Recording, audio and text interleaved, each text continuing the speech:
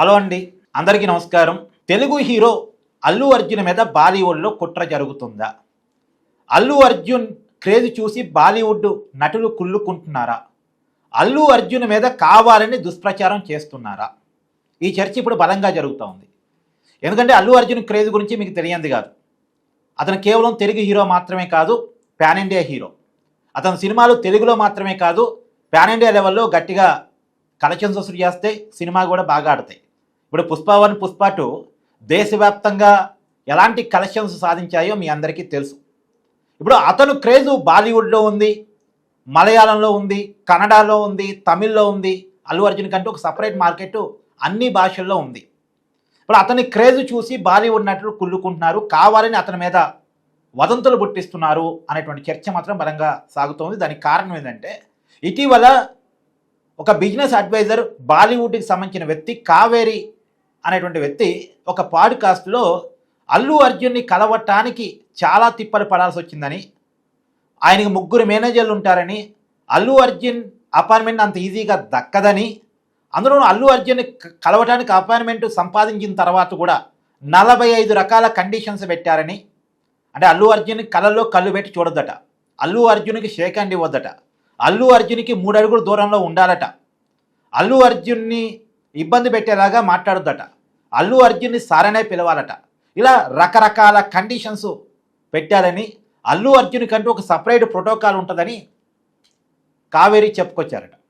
ఇప్పుడు ఆ న్యూస్ వైరల్గా మారిన తర్వాత అల్లు అర్జున్ టీం ఆ న్యూస్ని ఖండిస్తూని బాలీవుడ్లో కొంతమంది అల్లు అర్జున్ క్రేజ్ తగ్గించడం కోసం చేస్తున్నటువంటి వదంతులు, గతంలో కూడా ఇలాంటి వదంతులు క్రియేట్ అయ్యాయి.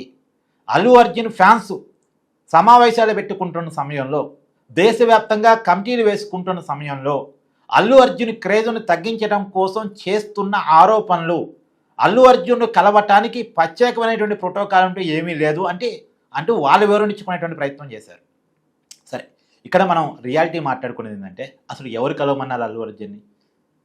నిజంగా అంత ప్రోటోకాల్ ఉంది అని కండిషన్స్ పెట్టారు, కలవమని ఎవరు చెప్పారు? ఇన్ని ఇష్టమైతే కలువు, ఆయన ప్రోటోకాల్ పెట్టుకుంటే ఆయన ఇష్టం, అది ఆయన కండిషన్స్ పెట్టుకుంటే ఆయన ఇష్టం. అది ఇప్పుడు బాలీవుడ్లో చాలామంది నటులకి ప్రోటోకాల్ లేదా? బాలీవుడ్ నటుల్ని కలిసినప్పుడు, సెలబ్రిటీని కలిసినప్పుడు అమితాబ్ బచ్చన్ గారు ఉన్నారు, షారూఖ్ ఖాన్ గారు ఉన్నారు, సల్మాన్ ఖాన్ ఉన్నారు, ఇంకా అనేక మంది ప్రముఖ నటులు ఉన్నారు. వాళ్ళని కలిసినప్పుడు ఎలాంటి ప్రోటోకాల్ ఉండదా? ఒక సినిమా హీరోలే కాదు, క్రికెటర్ సచిన్ టెండూల్కర్ ఉన్నారు. సచిన్ టెండూల్కర్ని కలవటం అంటే చాలా పెద్ద కష్టం. కలిసిన తర్వాత కూడా చాలా పెద్ద ప్రోటోకాల్ ఉంటుంది.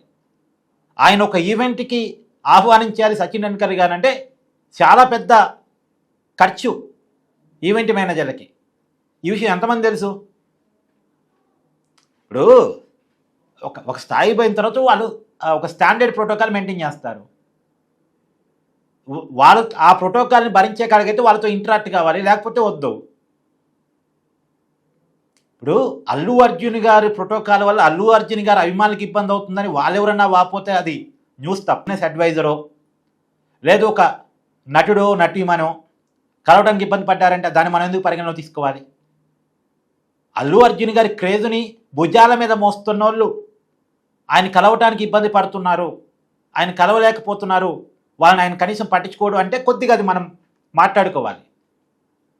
కానీ కావేరి అనేటువంటి ఒక బిజినెస్ అడ్వైజరో ఇంకెవరో something some X some Y వాళ్ళు కలవటానికి ఇబ్బంది పడితే అసలు అల్లు అర్జున్ గారు ఎందుకు అపాయింట్మెంట్ ఇవ్వాలి? అసలు ఆయన ఇష్టం ఉంటే ఇస్తారు, లేకపోతే లేదు.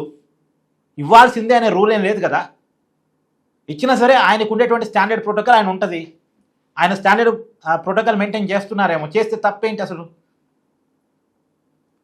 సో మొత్తానికి ఆ వ్యక్తి అయితే ఆరోపణ చేశారు, దాన్ని అల్లు అర్జున్ టీం ఖండించింది. ఏదేమైనా అల్లు అర్జున్ మీద వివాదాలు రావడానికి ఉన్నటువంటి కారణం అయితే మేబీ ఆయన క్రేజ్ బాలీవుడ్లో కూడా పాకింది అనేటువంటి కారణం కావచ్చు. తెలుగు వాళ్ళు నార్త్లో క్రేజ్ పొందుతున్నారంటే వాళ్ళు వారోలేరు, సహజంగానే వారోలేరు. మన వాళ్ళకి నేషనల్ వైడ్ క్రేజ్ వచ్చిందంటే. సరే, అల్లు అర్జున్ గారి మీద ఆయనకున్నటువంటి భావజాలం మీద నాకు కూడా డిఫరెంట్ ఒపీనియన్ ఉన్నప్పుడు కూడా, మనం ఇలాంటి తెలుగు వాళ్ళ మీద కుట్ర జరిగినప్పుడు మాత్రం, తెలుగు వాళ్ళ మీద బయట వాళ్ళు ఇష్టారీతిని కామెంట్ చేసినప్పుడు మాత్రం మనం అంతా ఒకటే కదా. ఇక్కడ మనం అల్లు అర్జున్ గారు ఖచ్చితంగా సపోర్ట్ చేయాల్సిన అవసరం అయితే ఉంది అనేది నా భావన. Thank you.